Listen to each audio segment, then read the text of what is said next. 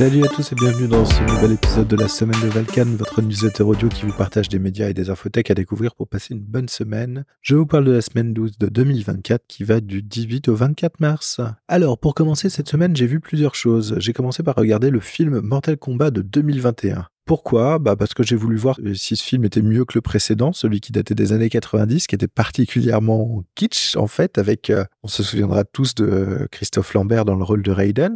Non, en fait, c'est pas mieux.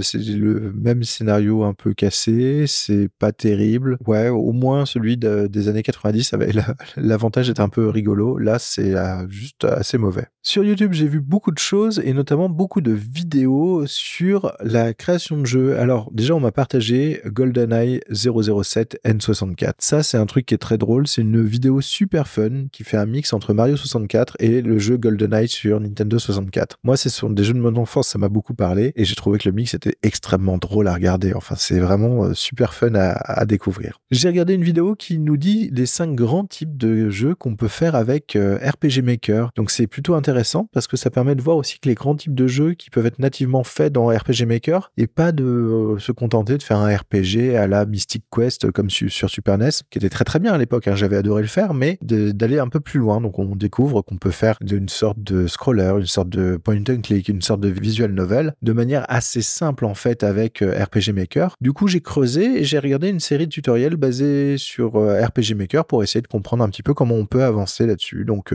voilà, je vous partage ces vidéos parce que je trouvais ça plutôt sympa, plutôt didactique, et en plus la personne qui fait ces vidéos a le bon goût de me proposer un exercice à la fin de ces vidéos pour le mettre en application. Cette semaine, j'ai lu l'issue 280 de Dance Discovery qui se concentre en fait sur la façon de donner du sens à son travail, de réfléchir à ce qu'on fait, se demander si on ne devrait pas changer de branche pour être heureux, ce qui fait un peu écho à ce que j'avais reçu la semaine dernière de la part de l'APEC. C'est beaucoup de questions qui me parlent et du coup, ça me fait pas mal réfléchir un petit peu sur l'idée d'avoir du sens au travail, l'idée d'un travail qui en fait est récompensant à la fin. Là, il prend des exemples en fait autour de l'artisanat et le fait que pour un artisan, réaliser quelque chose, réaliser son art, réaliser son objet est déjà une récompense en soi, et donc trouve tout le sens du travail dans la création de l'objet. Et c'est vrai que dans les travails comme le mien, en fait, très informatique, très virtuel, on a un peu du mal à trouver cette réalisation, cette récompense dans la réalisation. Donc du coup, ça fait réfléchir un petit peu à qu'est-ce qui pourrait être récompensant, qu'est-ce qui pourrait donner du sens au travail que je fais actuellement. J'ai lu aussi un article du Monde, donc voilà, bon anniversaire à la CNIL qui a 50 ans. La CNIL donc s'est créée suite à un article qui a fait scandale autour du ministère de l'Intérieur qui déjà voulait ficher les gens.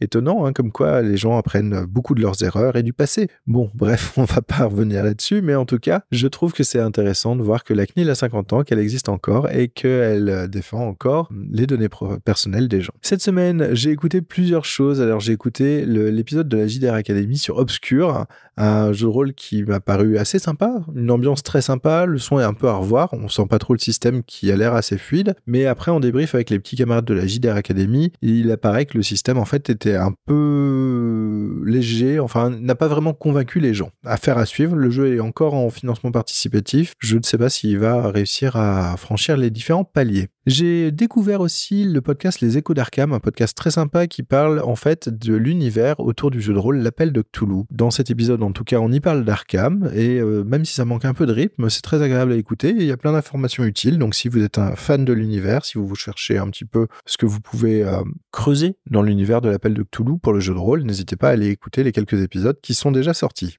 J'ai écouté l'épisode 69 de Neurosapiens, celui où on parlait des effets des téléphones sur le cerveau des ados. C'est un épisode qui est vraiment intéressant dans le sens où on voit que ce qu'on appelle l'addiction aux réseaux sociaux est en fait très pernicieux, que c'est pas forcément une addiction, que c'est très très difficile de définir ce que c'est qu'une addiction quand on s'attaque au téléphone portable. C'est un épisode qui m'a beaucoup appris en fait sur qu'est-ce que l'addiction et comment on peut voir l'appétence des gens aux réseaux sociaux autrement que par le spectre de l'addiction. J'ai écouté l'épisode de Quête latérale, l'épisode 27, porter et percer, pointer et cliquer, travailler et jouer. J'ai trouvé l'épisode vraiment très sympa. Il y a toute une partie sur les PC ultra portables que j'ai trouvé très cool, même si a priori les technos sont pas encore complètement au point. toute une partie de fibre sur les point and click et un peu la nostalgie qu'on a autour des point and click, et la question de Daz qui est un peu philosophique, c'est qu'est-ce qu'on emporte avec nous à la fin d'un jeu? Est-ce que le fait d'avoir fait un jeu nous fait perdre du temps, ou est-ce qu'on emporte des choses? Lui, il est à fond dans les jeux de simulation, etc. Et il est persuadé qu'à la fin d'une partie du jeu, il est capable de faire décoller un avion, etc., etc. Est-ce que les jeux nous apprennent quelque chose et qu'est-ce qu'on emporte avec nous? Et est-ce que le fait d'avoir déjà passé du bon temps et d'avoir pu, descendre en pression et autres, c'est pas déjà quelque chose qu'on emporte avec nous et que le jeu nous a transmis? Et j'ai écouté l'épisode de Tech Café, donc l'interview de l'économiste sceptique. Alors, je ne connaissais pas du tout. En tout cas, c'est très très intéressant de voir qu'on peut lier les sciences économiques et le scepticisme scientifique. J'ai trouvé ça très très cool. Ça donne envie déjà de regarder un petit peu plus ce qu'il fait, et surtout, ils ont parlé de toute une série de blogs, etc. Et en fait, je me suis demandé, est-ce que je vais pas monter un blog sur Ghost et faire une newsletter dédiée à la semaine de Valkan? Alors, je ne sais pas si ça vous plairait. N'hésitez pas à laisser vos commentaires sur les plateformes de podcast ou venir m'en parler sur la Mastodon. En tout cas, voilà, c'est une idée qui me trotte dans la tête, de monter un blog, de faire plus d'écrits, peut-être de partager un petit peu plus de schémas, etc., notamment sur ma pratique de la prise de notes, d'Obsidian, etc., qui sont des choses que je fais peu, en fait, par le podcast, parce qu'il y a beaucoup d'éléments assez visuels, même les tutos, les configurations, etc. En fait, c'est plus facile quand on a les captures d'écran. N'hésitez pas à me dire si ça vous intéresserait. En tout cas, voilà. C'est un peu l'idée que j'ai en ce moment. Alors, cette semaine, sur quoi j'ai travaillé? J'ai travaillé toujours sur mon jeu Cthulhu PBTA, ceux qui luttaient dans les ténèbres, donc ça avance. J'espère bientôt programmer une partie de test pour voir un petit peu ce que ça peut donner. Et j'ai continué à travailler sur le JDR Academy et Universe. Donc là, c'est là où je me pose pas mal de questions, notamment sur les jeux vidéo. C'est, est-ce que je ne ferais pas une sorte de jeu textuel, un petit peu un livre dont vous êtes le héros virtuel, autour de la JDR Academy Universe, histoire de pouvoir faire le tour et faire une petite histoire un peu délirante, absurde et un peu horrifique autour. Cette semaine, dans les logiciels, j'ai testé le RSS Radio France pour tous. C'est une application web qui est vraiment trop bien.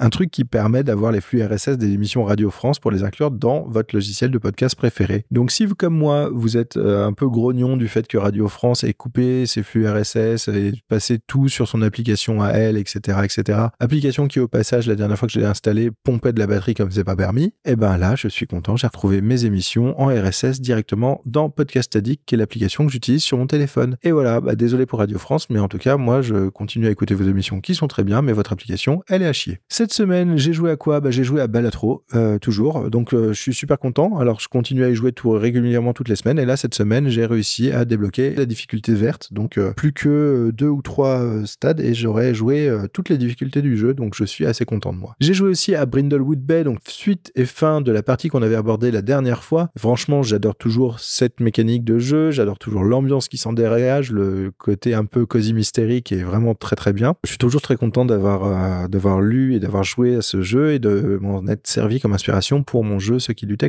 dans les ténèbres. Et j'ai aussi joué au jeu de rôle Horrifique. Alors ça, c'est une super partie de découverte de ce jeu. J'ai eu la chance de jouer en plus avec l'auteur du jeu, donc ça a été vraiment très bien expliqué, très bien mené. On sent qu'il y a vraiment beaucoup de travail sur le game design, sur le matériel, etc. Alors c'est vrai qu'on était en ligne, donc peut-être au terme de matériel, ça faisait trop de matos quand on est en ligne. En termes de partie en présentiel, ça doit être génial à jouer avec les cartes que on peut retourner, etc. En tout cas, il y avait quand même un board sur Miro qui permettait de simplifier tout ça. On sent que le truc est travaillé et qu'il fait exactement ce qu'on lui demande, c'est-à-dire raconter une histoire à plusieurs sur de l'horreur à la Lovecraft, à la Poe, etc., C'est-à-dire un truc qui va mal se terminer, qui permet, en plus, contrairement aux nouvelles de Lovecraft qui sont souvent avec un seul protagoniste, là, on permet d'inclure plusieurs protagonistes et d'avancer tous ensemble vers une fin inéluctable. J'ai trouvé ça vraiment très intelligent, très bien fait. Il y a toute une série de mécaniques qui est assez géniale. Je pense qu'il va falloir que je joue plus souvent à ce jeu. Voilà, c'est tout pour cette semaine. Alors merci à vous tous de suivre ce podcast. Merci aussi pour les partages et autres de ce podcast. Juste pour information, donc nous sommes passés sur PodCloud.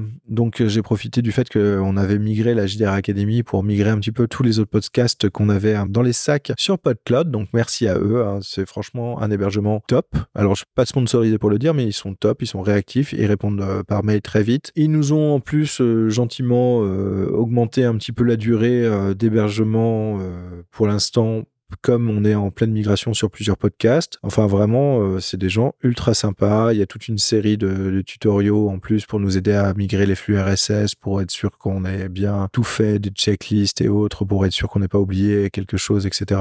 Franchement, super content, et normalement, ça doit être assez fluide pour vous. Vous n'avez pas dû voir trop la différence. Si vous avez vu la différence, n'hésitez pas quand même à me remonter les points, histoire que je puisse aller les corriger. Si vous ne trouvez plus la semaine de Valkan ou la JDR Academy dans vos applications préférées, n'hésitez pas à me le dire. Comme ça, moi, j'irai les inscrire ou j'irai voir un petit peu ce qui se passe. Je sais qu'on a eu des petits problèmes avec certains comme Deezer, etc. parce qu'il y avait des doublons et autres. En tout cas, si vous aimez le podcast, n'hésitez pas à le partager, n'hésitez pas à en parler autour de vous, n'hésitez pas aussi à mettre 5 étoiles sur les différentes plateformes de podcast, parce que malheureusement, c'est comme ça que marchent les algorithmes. Si vous voulez discuter avec moi, je suis toujours disponible sur Mastodon, n'hésitez pas à venir me parler. Et j'ai envie de vous laisser un petit élément en plus. Là, j'ai une semaine qui est particulièrement difficile, une semaine qui a été particulièrement éprouvante, et je voulais vous partager avec vous un petit kink que j'ai sur YouTube. En fait, quand ma semaine est particulièrement éprouvante, de temps en temps, je me mets sur YouTube et je regarde 1 à 2 vidéos de mecs qui se font mâcher. Alors, je sais pas si vous connaissez ces vidéos autour des Indian Barber et autres. Vous allez chez le coiffeur et il vous fait un massage. Alors, il y a souvent des trucs assez étranges avec des machines et autres, mais il y a une espèce de relaxation, en fait, à regarder ça. Il y a une espèce de fascination chez moi à regarder ça et à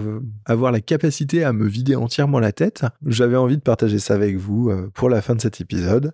J'espère que vous allez apprécier cet épisode, que vous avez découvert quelque chose, que vous allez avoir envie de regarder ou de découvrir autre chose. Je vous souhaite une bonne semaine et je vous dis à la semaine prochaine. Salut, salut!